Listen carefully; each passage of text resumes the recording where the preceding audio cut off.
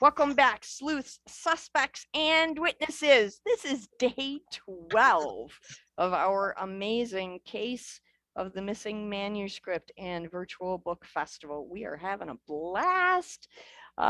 Here is just a reminder of the nightly schedule. I will keep to this as close as I possibly can. We were having so much fun chatting in the green room. I got started a couple minutes late, but here we go.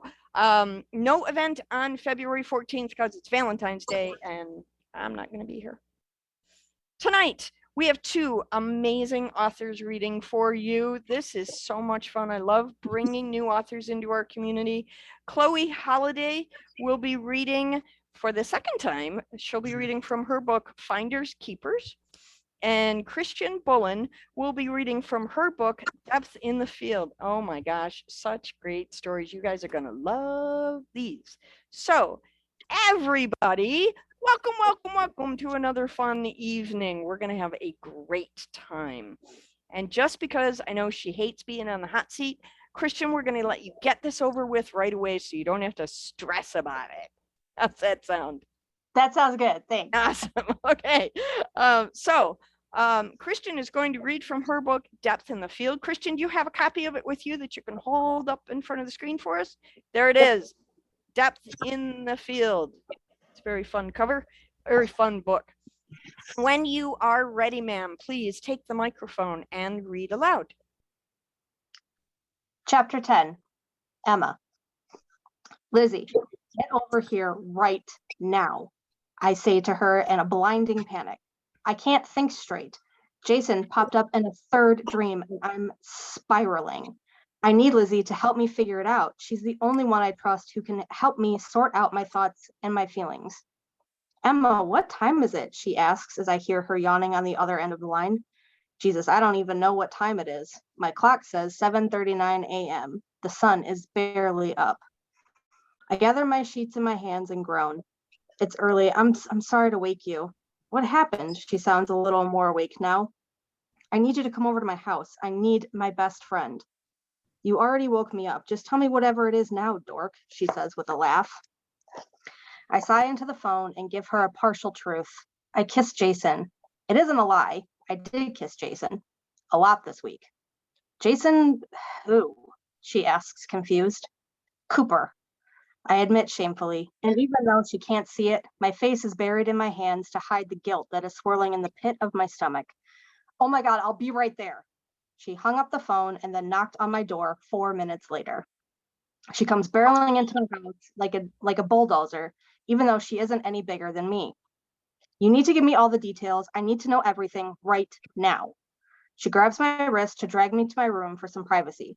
I halt her. I do have a plan in mind. I'll tell you everything, but can we just go for a walk, maybe to the video store, pick out something to watch, and hang out for the day? She looks skeptical. Her hands rest on her tiny waist as she taps her foot as she thinks. I'm down for an old-fashioned girls' day with movies and gossip. What do you want to see? There's only one genre I can handle this time of year. It's October. You know their Halloween section is happening right now. Scream and Halloween.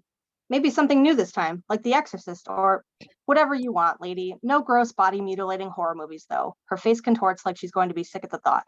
Promise me. I promise. Take the scenic route and walk around town. We each grab a cup of coffee and walk by the river.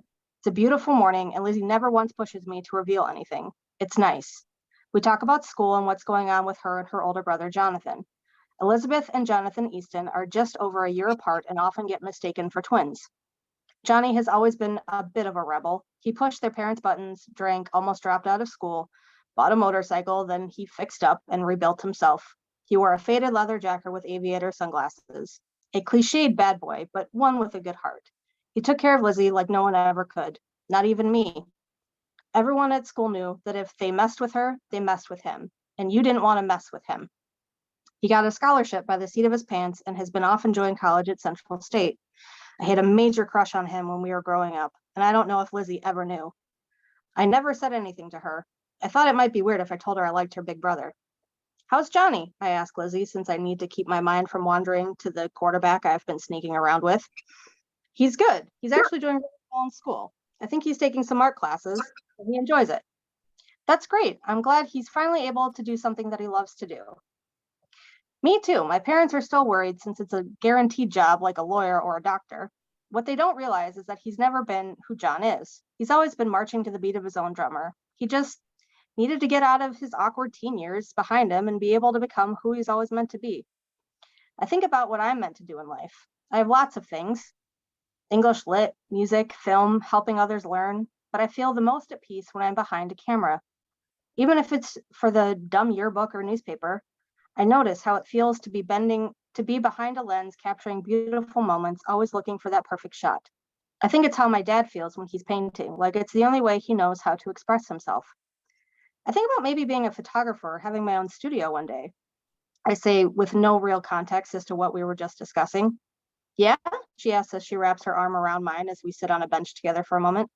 I think you would make a wonderful photographer. The idea in my head is growing more and more every day, but I've never said it aloud. It feels nice and lifts my hopes that I can make it a reality. When we arrive at the video store, the spirit of the looming holiday is evident. The orange and yellow streamers, twisted and hung around the banister tracks, skeleton and pumpkin cutouts stand at every third aisle of rentals.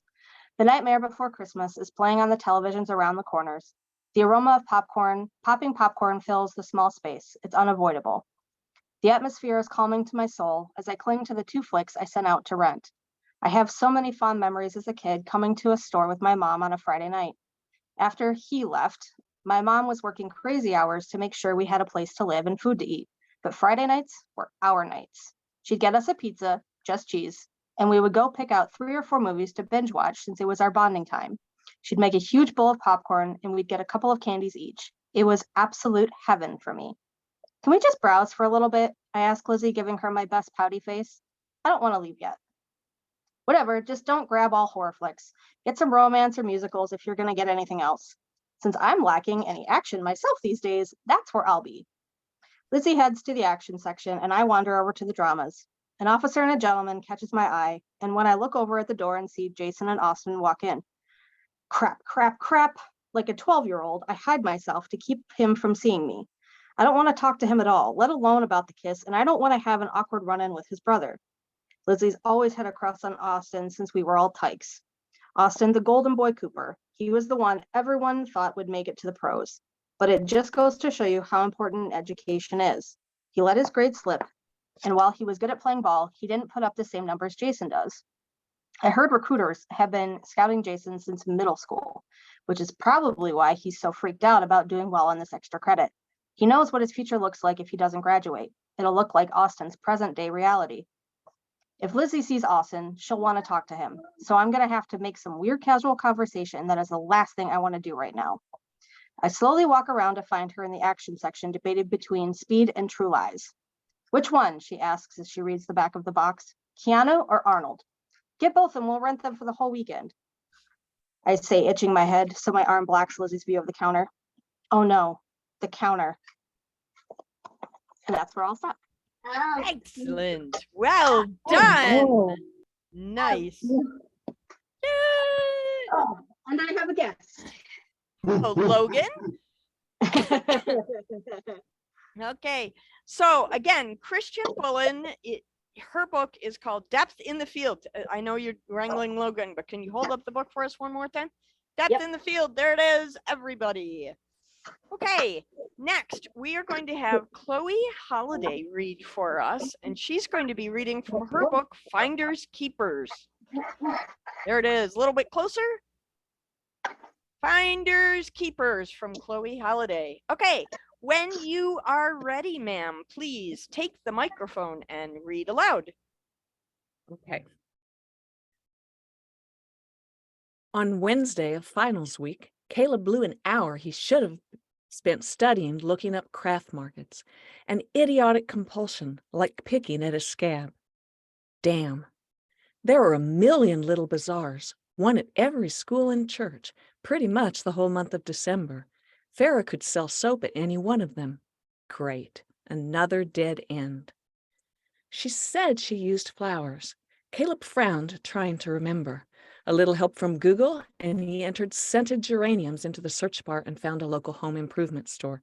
He'd be ready when she contacted him looking for her mitten.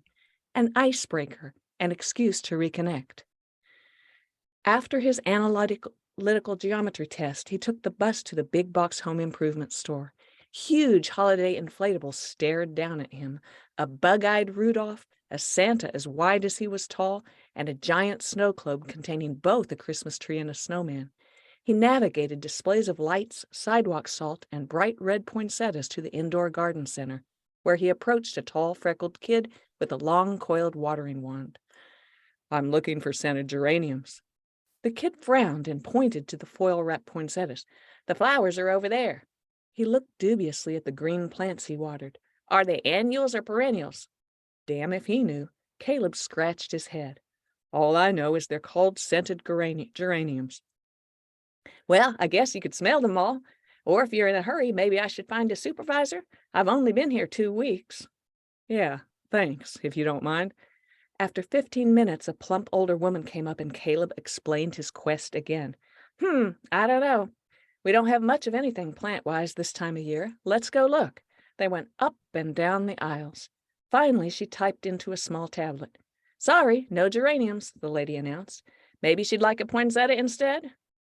Caleb ground his teeth. "No, thanks."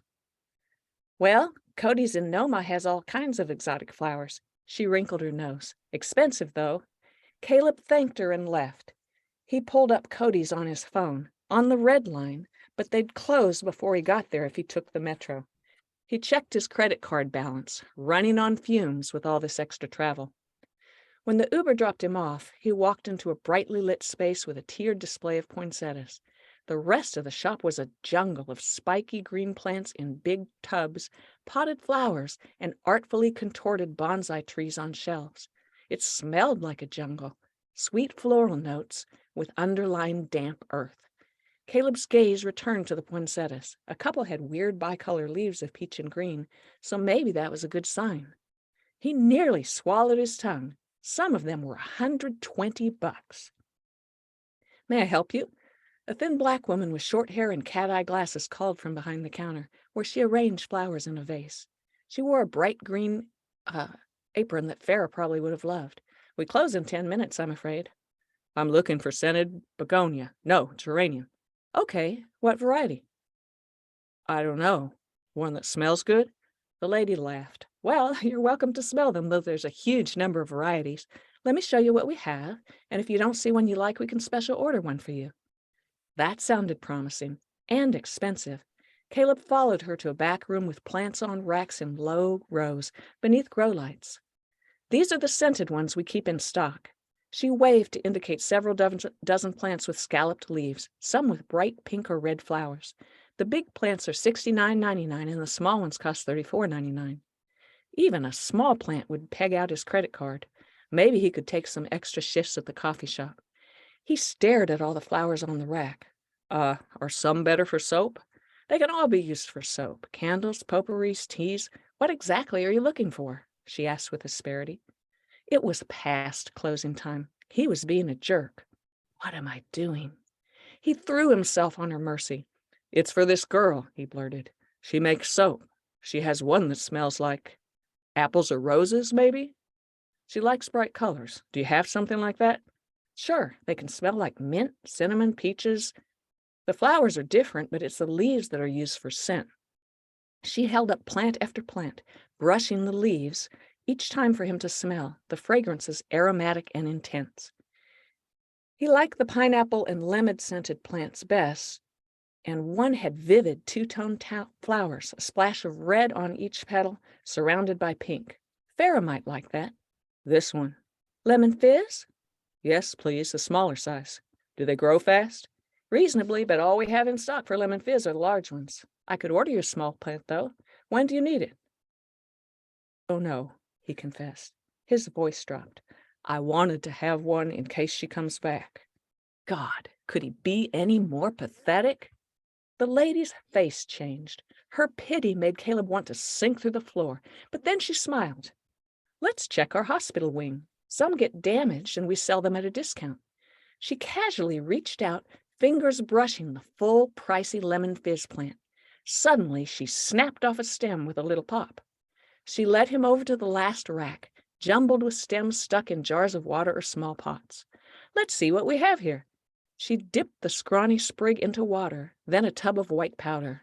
She carefully poked it into a tiny spot the size of a plum, gently pressing the soil down to hold it in place.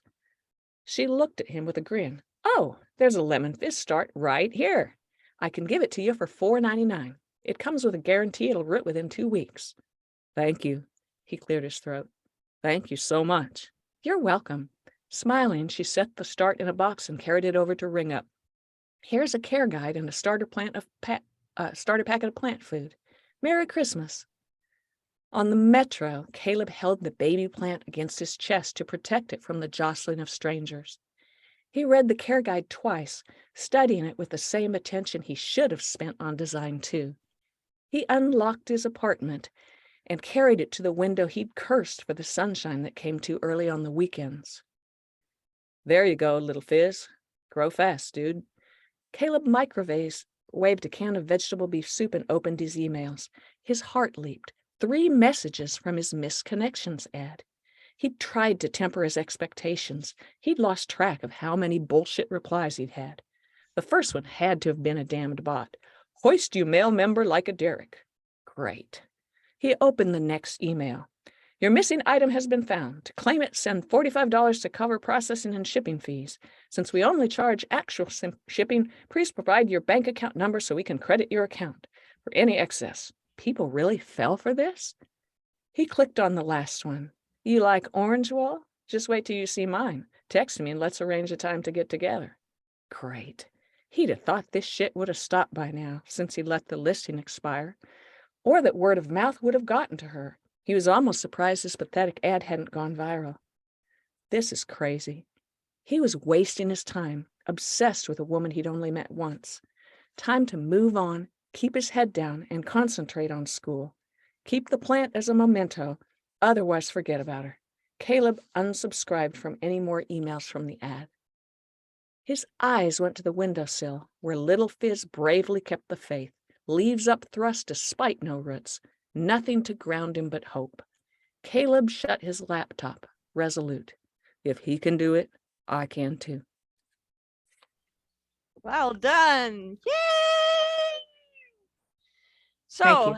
that was Chloe Holiday reading from her book, Finders Keepers. And she's going to hold it up in front of her camera one more time. There it is. Finders Keepers. Yay! Yes, Andrew.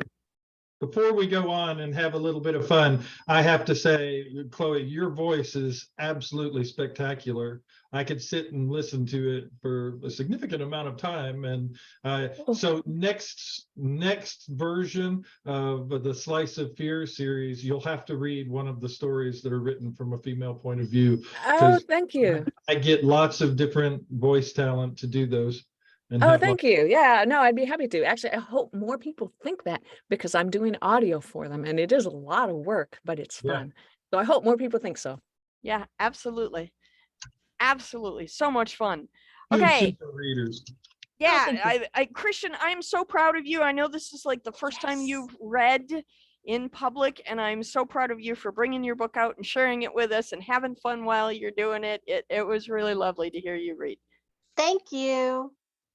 So here we go, everybody. Moving on to the mayhem of the evening. This thing we call the mystery of the missing manuscript. There's a book missing, the sardonic manuscript. We've been talking about it all month. Who took it? Why? How are we going to figure out who did this? Well, I'll tell you how. We're going to ask our 8 suspects questions. However, a couple of them are not in the room tonight. So, yeah, 8. Okay. I thought math was getting out of hand there for a second. Well, math always gets out of hand for me. So, tonight, let me again introduce you to our suspects. Chloe Holiday is a mysterious character. There's not a lot we know about her, but we're learning more as time goes on. Melinda Falco is a researcher. She is at a birthday party this evening and will not be joining us. I say convenient, you say birthday party. I'm losing my stuff here. Technology. That's it. I'm done. Okay. Ruby Fink is a psychic. Andrew Allen Smith is an historical author. Amy Kelso is our head librarian. Jules Nelson is our library director. Marion Whelan, our cafe manager. And Deborah Reed is our intrepid reporter. And Deborah Reed is also not here this evening. That's because she's guilty. Must be. Yeah. She's trying to, I think she's trying to spend more time away so that she doesn't have to ask your deep probing questions. Okay, so tonight we have a couple of new people in the room, so I just want to invite you to turn on your microphone, turn on your cameras if you like. Welcome, welcome, and feel free to ask our suspects any questions you like. Who would like to start off the evening? Amy? Okay. I'm sorry that I missed yesterday. I did watch the recording from Friday night because I was not able to be here, and I found out some terrible news. And honestly, okay, I'll be honest, I kind of suspected that Miss Nelson was thinking about replacing me, which I can't imagine. But I had a suspicion, but I had no idea why. And to think that it's because people find me mean or over, I don't understand. All I'm trying to do is make this thing run, make the library work for everybody. And no matter what I do, you still complain. You say I do it wrong. You say it's my fault the manuscript is gone. I was so upset Okay. I couldn't even come here last Amy, night. Amy, is there a question in there somewhere? No question. I just can't believe you guys would think that of me. Okay. Poor I'm Amy better, is I'm having a little bit of a meltdown. Okay, anyone else have any questions for Amy or for any of our other suspects? Mark McCraw, go ahead. So Amy, do you spend a lot of time in the cafe, like more than usual, like for going on multiple breaks? I honestly do not go to the cafe. I don't like coffee, especially coffee near books. I am usually at work doing my work all the time. I don't go off on breaks. There's no okay. time. I am running things as best I possibly can. I see. Yeah. Anyone else have questions for our suspects? Chloe, go ahead. Yeah, I think I've not been able to get anywhere with the 246 that Ruby thought of, but I'm wondering, do you have any other images or feelings or visions about this business besides that specific one, Ruby? Well, we've started to uncover little bits about the book itself. Remember, it's a history of ancestry. So that in itself is interesting. So maybe 246 is related. Oh, you've got the tarot cards too. Thank you, Andrew. It's good to have support. It Isn't it? says ruler. Fantastic. Ruling families, as I said before. And I know that it's related to the Linden somehow. We've been trying to figure out the connection. So I remember we were going through the book before it was stolen, and we put it on the shelf, and then we went out for coffee, and then when we came back, it was gone. So, but 246 could be related to a page number. Unfortunately, I don't have any images of that page. Maybe somebody else was taking pictures of the book and could help out, or someone was taking scans, but I don't have any visions other than 246, unfortunately. Anyone else have questions? There is one in the chat here. Okay, go ahead. By Prithvi, did any of the regular library or cafe visitors stop coming to the library totally after the manuscript was stolen? And I don't know if I noticed anyone that wasn't there. Obviously, we've got those who we won't allow a leave until we find out this mystery. But I don't know the answer to that one, but. Okay. Any other questions? I actually do have another question. Go ahead, Amy. Based on, again, trying to watch those recordings to see what I missed once I got past my own emotional issues. Issues. No kidding. Go ahead. Watch it there. If So issues are like apparently, issues, Deborah, our intrepid reporter, was talking about how there was a Gutenberg Bible that was taken. And she kind of mentioned that Andrew was there when that happened. Andrew, do you want to tell us about that? That seems kind of suspicious to me. suspicious that I was sitting there trying to learn more about antiquities. It was not just a Gutenberg Bible auction. It was an auction of antiquities from around the world. What I want to know is why Deborah was there. She's reporting on that. Now she's reporting on this. It's a good way to get a good story, to see something big disappear. That kind of makes it just a little odd. That is true. That is true. All I'm doing is following my passion and my dream to sell my books, and also to just know more about antiquities than other people. And where was that when that happened? Do you know? Do you remember offhand? Oh, he did No. mention an auction, but It was at an auction. It was an antiquities auction. I'll have to look and see where Okay, that's fine. I was just Let curious. me see if I can find my ticket. well, you know, you travel so often, it would be easy for you to forget what town it was in. That be the truth. I get all over the place. It's like You Yeah. it's horrible. I stand out in the crowd too. I don't know what it is. It's like I was monumentally massive or something. People always know where I'm at. Okay, any other questions? Go ahead, Marianne. This question is for Chloe. Chloe, you've mentioned several times that you've traveled all over the world, all over the place. What are some of the places you travel to, other countries? And do you speak any other languages? Genau. Ich spreche ein bisschen Deutsch. I lived for 3 years in Germany, back when I was in the military, and I do speak a little German. Maybe a little Spanish, just conversational, but certainly not Sardonian. And I've traveled. I mean, how long do you have to hear where I've been? I've traveled to almost all the states, and I think like 10 countries so far. So it's a lot. So she and Andrew travel quite a great deal. Yes.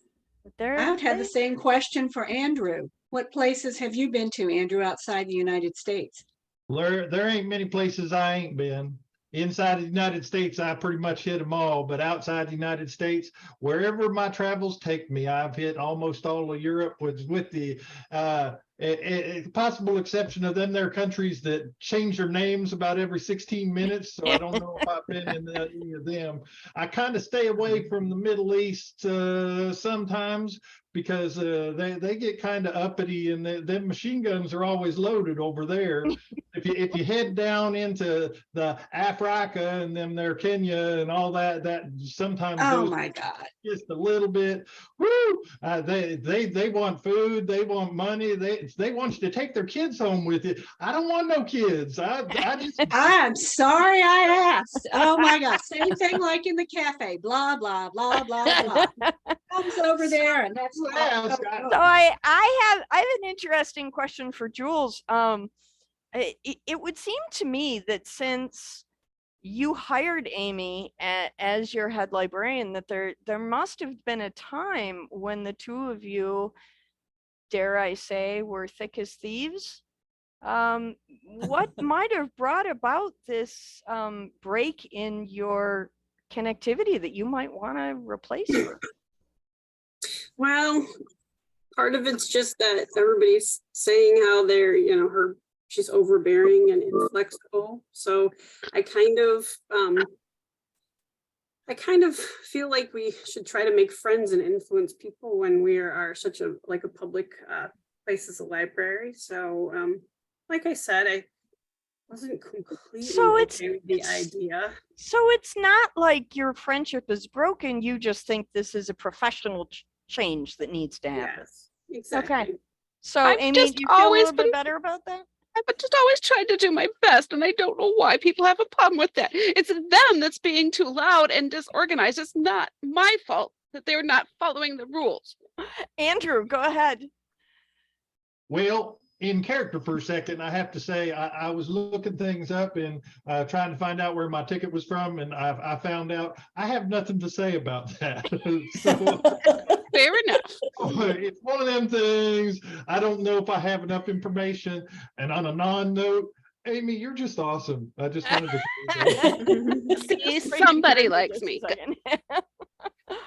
All right, awesome. So just in case anybody's wondering, I'm gonna clear the air on this. The library that we are currently in, where this theft has taken place, is actually Anytown, USA. In case you were wondering, that's the location where the library is. So, in case you were wondering. It actually looks like a building near where I live. It was very interesting to look at. I was like, I walked by a place that looks like that. It's not a library, but it looks a lot like that. Any other questions? We have about 5 minutes of interrogation, a little less than 5 minutes left to go. Jen, go ahead. Did you have a question? No? Okay. Anyone else? Mark McCraw, go ahead. Andrew, does your address start with 246? No, it sure don't. I Gotcha. mean, I'd love it if it did, but no, it don't. And I keep thinking that they're trying to, she's thinking up these things and it's making up a hopscotch board. But I don't even know if they know how to play hopscotch. But it sounds like a hopscotch thing, or one of them things they put on TV like Schlemiel, Schlemaz. You never know what's going to happen. That's funny. Does anyone else have any questions? Christopher, I find you alarmingly quiet this evening. Do you have any other questions for our panel? I'm not so sure I had questions, but I didn't even do science tonight because I've been trying to go over in my head everything we've been learning and hearing. I mean, if you look at it, we've got a librarian whose last name, Kelso, might as well be Rambo. I hear there's a new app called Sense of Humor. She should download it.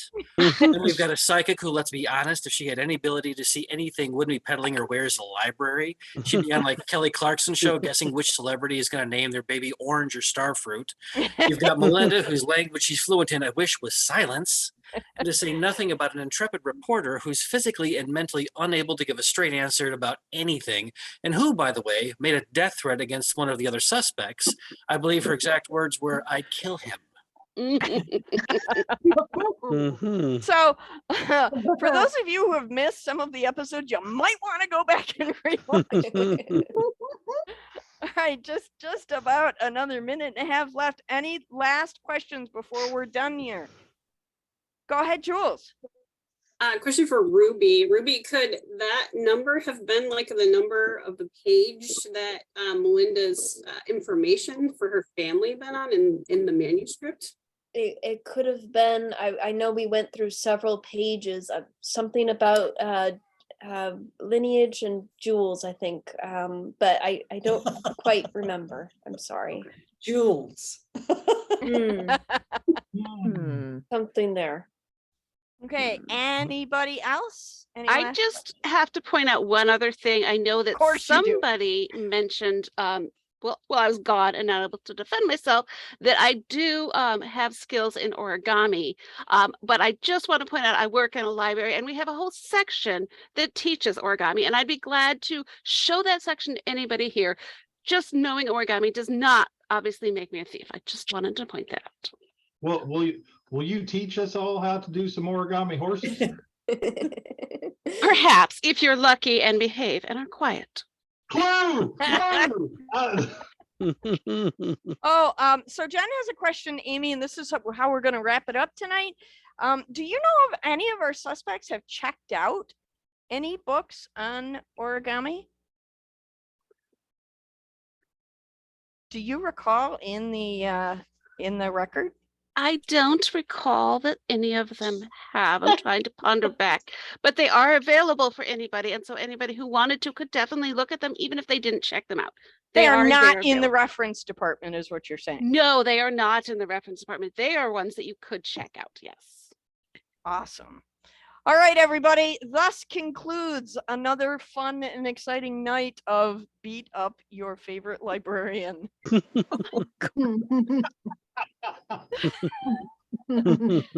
So, I think you're great, Amy. Just put it on. Chalk it up to Amy 1, everybody else.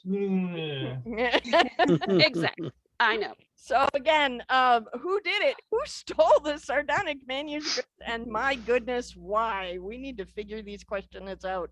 We will be back every day this month except the 14th to ask these questions. If you are new to our group and you hear someone say, I have nothing to say about that, it's a reminder that either the suspect doesn't have any information, or they don't want you to go down in a path of questioning that would not bear fruit.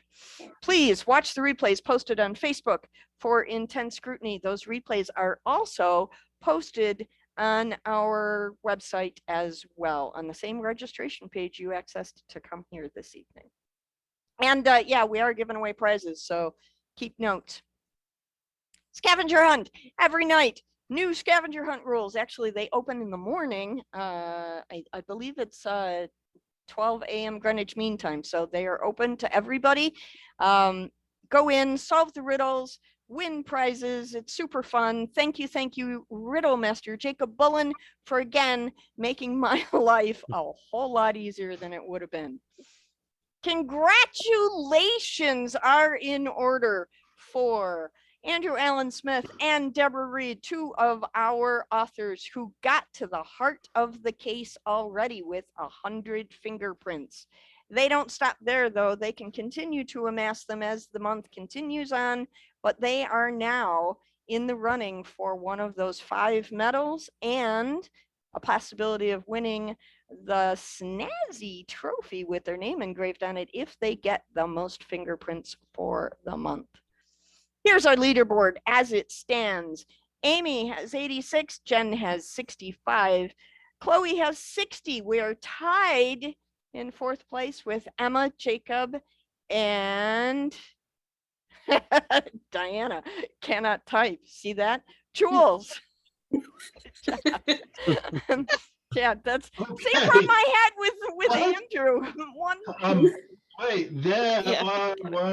My fingers clearly were not working when I did this morning. And Jennifer Rains is on the board with 45 points as well. We have had 305 pairs of eyes on our wacky game. So I see far. there are 2 Jennifers or 2 Jens on the Jen list. Rinaldi and Jennifer Rains. Yep. Well, so if I speak aloud and tell them hello, Jen, isn't that oral hi, Jen? Oh, Okay. Oh my gosh. Okay. Comedy Central. Here we are. Here's the witness ledger. First, I can't even speak. There's the witness ledger so far. Let's see if we can get our numbers back up to 33, everybody. I know it's Super Bowl Sunday and lots of people are out of the room, but invite more people. Get them in the room. Let's have some more fun. More people in the room, more people we get to laugh with. We're going to be spinning the wheel of happiness here in just a second, but I got to remind you, if you win tonight, if you registered before 6:45 this evening and you win on the spinning wheel of happiness this evening, please send your mailing address to me at diana@pagespromotions.com. I will make sure the authors get your address so that we can ship out signed books to you. So much fun. Okay, here we are. Everybody turn on your microphones once again. Really, really simple question for everybody in the room. I would like to know, are you a morning, afternoon, or evening writer primarily? This doesn't mean, do you only sleep 2 hours a night and write the rest of the time, Mr. Andrew? So are you telling me that I'm not allowed to answer? Okay. No, I'm telling you, you have to pick one.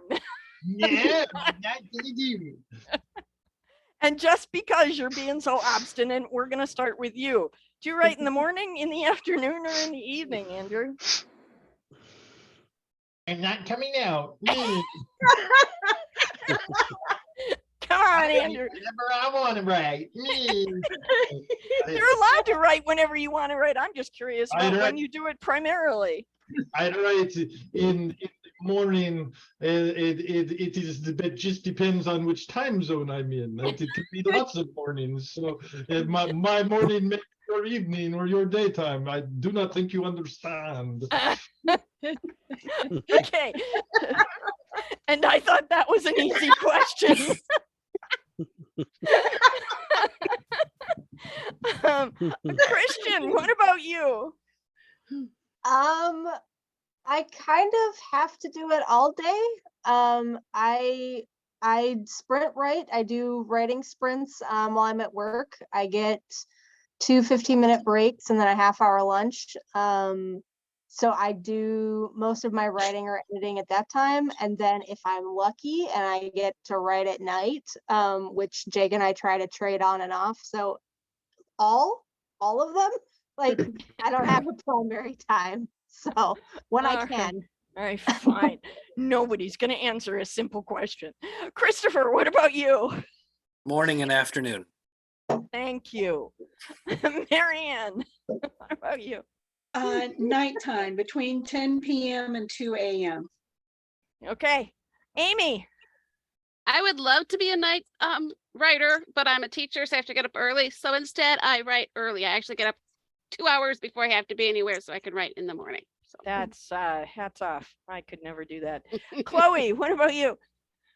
About 20% of my volume is during the insomnia edition. So that's in the middle of the night. But the rest of it depends on the weather, which sounds crazy, but it rains here in the Pacific Northwest. And so we look at the daily weather, and if there's a window of a couple hours when it's not going to rain, then I go outside and walk the dogs and do my outside things. And then I write during the rain. So it jumps around. I am a rain writer as well. I understand that. Jules, go on. What about you? Okay. I typically get my best writing in between midnight and 3 a.m. So I don't know if you call that late night or early morning, but it's before I sleep. So Okay. Jen. Rinaldi. Jen Rinaldi. I'm on cat time. So whenever the cats wake me up between 12 and 3 a.m., that's when I do it. Awesome. Cat time. I like that. Ruby Fink, what about you? Early morning and late at night when it's quiet and nobody can bug me. Right. No bugging, like that. Mhm. Andrew will bug you. Mark Yes. McCraw. Evening time, Okay. primarily evening. Mandy Jo. Evenings. Jennifer Rains, what about you? I mean, I know it's tomorrow there, but Yeah, no, I would say mornings are best. I'm just in awe of people who write between midnight and 3 a.m. I just can't imagine it. My brain by that time is, kind of, no, thank you. Jennifer Wilcock. Early morning. Okay. Angela Spears. Karina, what do you say? I used to have a lot of Aussie friends when I wrote, and I'm over in Michigan. So evening was my thing. Lately, more in afternoon. Michael Beardsley, what about you? Type in the morning, and I walk in the afternoon, and that's where I get my plotting ideas. But morning writer. Awesome. Preeti, morning, afternoon, or evening? When do you write? Night after 10. Okay. Donna, what about you? 4 a.m. I wake up with ideas in my head and I have to write them down right then and start. Then it just keeps going. Can't even imagine waking up at 4 a.m. That's just craziness. Mackenzie, put yours in the chat and Amy will read it for us because she's good at reading the chat. And Deb McPeak, what about you? Are we talking about writing or something else? Well, if you're not a writer, when do you like to read books best? When my crayons don't melt, I write. And whenever Dallas is on TV, I watch that. Okay, sounds fair. And Mackenzie's answer was, she says, they say, I write mostly between 4 a.m. and 8 a.m. because then everyone's asleep and can't bother me. Perfect. Yep. I like writing bestest in the evenings, like 10 to 2 a.m. Unless there are people home and then I'm sleeping at that time. But if I'm by myself, like when I go to the cabin, 10 p.m., 2 a.m., that's when I get my best writing done. And in the rain, 10 p.m. to 2 a.m. That's perfect. All right. No showers. All right, we are ready now to spin the wheel of happiness. Chloe Holiday, hold up your book for us one more time. Chloe Holiday's book is Finders Keepers. And Kristian Bullen, hold up your book one more time. Kristian's book is Depth in the Field. Alrighty then, here we go. We're gonna spin 2 times. I gotta share my screen though first, don't I? Sometimes I forget. Turn on the sound. This technology thing. Andrew, I don't know how you do it. Okay, here we Did go. you press the button? I did. The button is pressed for sure. Okay, then we're all gonna hear this. Just God, I hope so. It shall be done. All right, here we go. The first one is for Chloe's book.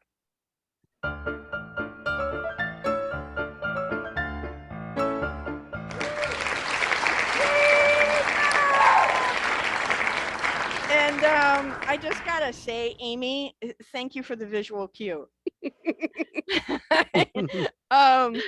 Next is Kristian's book. Here we go.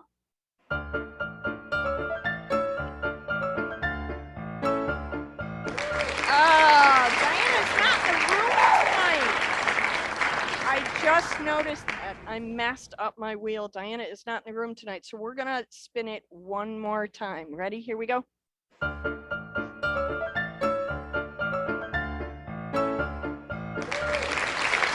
Rena Spears. Congratulations. So again, let me see if I can make this happen. There it is. So anybody who won a book tonight, make sure you send me your mailing address in an email, because my email is my to-do list.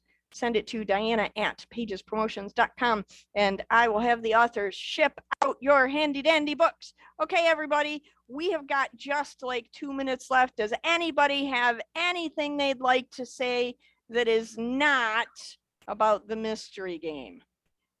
Amy. Since I wasn't here to answer the question from the other day, I do have to let you know that I got to go to Prince Edward Island as well, because you were asking about that. I was like, oh, yes. Thank you for that. I appreciate that. Anybody else have anything they'd like to interject before we head on back to the football game? I just want to throw this out there that one more time, if you have an opportunity to get the anthologies and you were in it, you really should get the anthologies, because they really do not only help you but help others. It's always good to have a little bit of extra. And also, I was very surprised this. Oh no. Was that This me? year's sales were tremendously over last year's. This year's people were fantastic and amazing. I loved interacting with all of the people, and I try to make everybody feel a little bit better about themselves all the time, and some of them do. It was really a good show. People are not hiding or shying away from reading, and people are looking for ways to escape right now. And in that, I appreciate all the authors that are here. I've read many of your books, but all of you offer readers something that they couldn't get from television right now. They can't get from their phone. They can't get from TikTok. And that's a stream of imagination that gives them hope and the ability to do more. So that's my feeling. I'm sticking to it. Yay! Ruby, go ahead. Yeah, quick question. Do I have permission to put the anthology on my website, since I I did I will participate. send you cover art and a link. Just send me a send me a reminder in my Facebook chat. Okay. Sure thing. I just wanted to ask permission on that. And absolutely, you may. Yes, please promote the anthologies if you are in them. Andrew, did you have something else? No, I said it's on my site. Yeah.